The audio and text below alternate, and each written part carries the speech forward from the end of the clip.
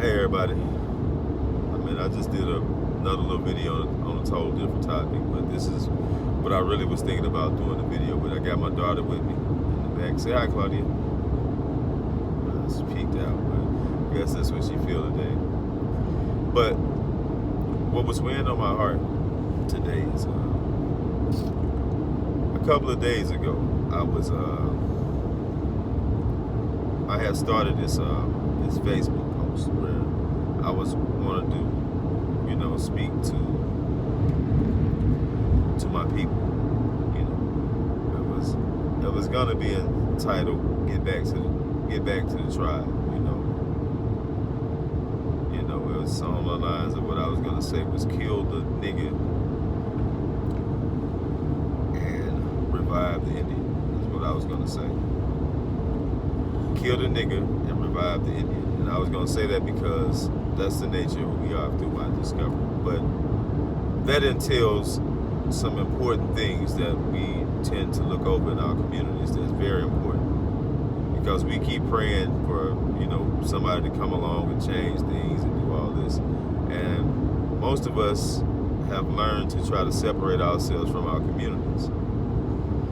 But in actuality, the best thing for us and our community is for us to embrace it, for us to bring about change within the community. And we can't say it's overwhelming because we didn't turn the communities to what they are today. We didn't turn the society to what they are today. We're raising our kids and we're teaching our kids how to raise their kids. So we're still in control. No matter who your kid is, he still, love and respect his parents for the most part. And we are who they look to for guidance and understanding. See, we got to get back to teaching our kids to love each other, teaching our communities to love each other, teaching each other to look at each other like family and not enemies or stop looking at each other as competition. We need to understand that every success in our community is a community success. If we look at things like that, this world would be a better place. Our kids are now, not only are they dealing with the things in our communities for us like food and other things that's killing us, that's taking us out, that's getting us sick, but mentally we're sick. Our kids now are glorifying things that causes death.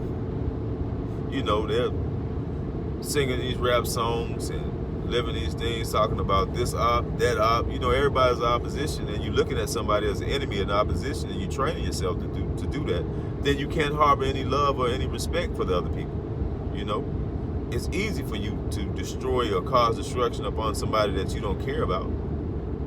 And the reality is, the people that they're hating and calling ops are in their same communities. They're part of the same people. We're all family. We need to get back to teaching that so our communities can thrive. We punish our communities, but we don't support it. We don't hold it up. Then we want to complain about what's going on in our communities. We have the power to control our own communities. Those are things that we need to get back to and learn and understand, that we have the power to control what goes on in our communities. We can't rely on the government. We can't rely on nobody else to control what's going on right in your neighborhood, right in your city.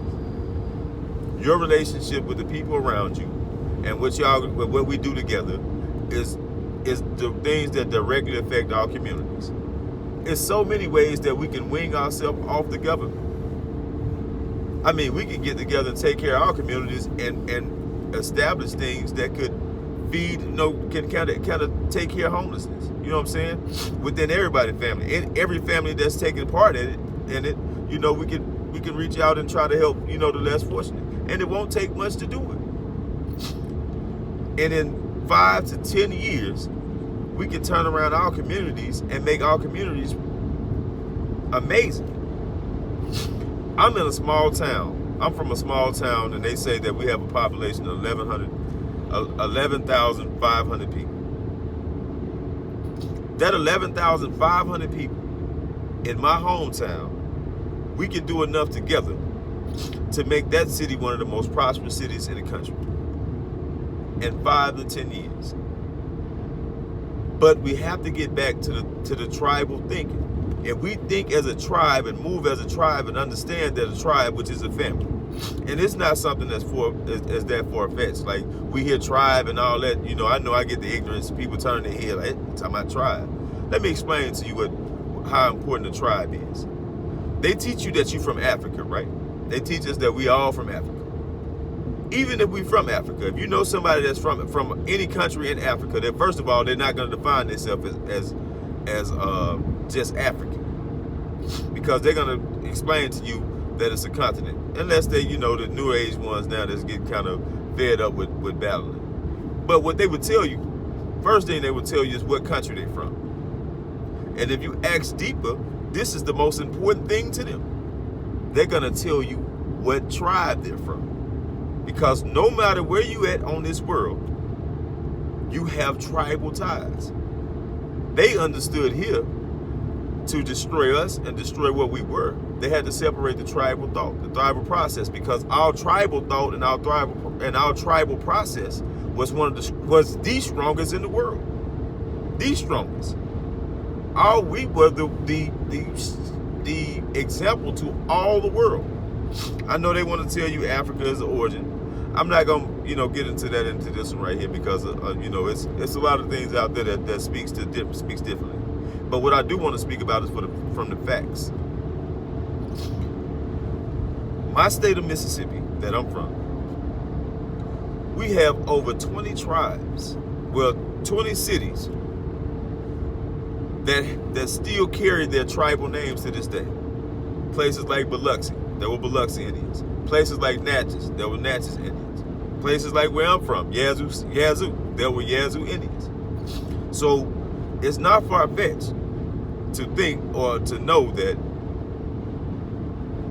what they did were turned our tribes from tribes to cities. It was an easy transition. We don't even have to change the names. We keep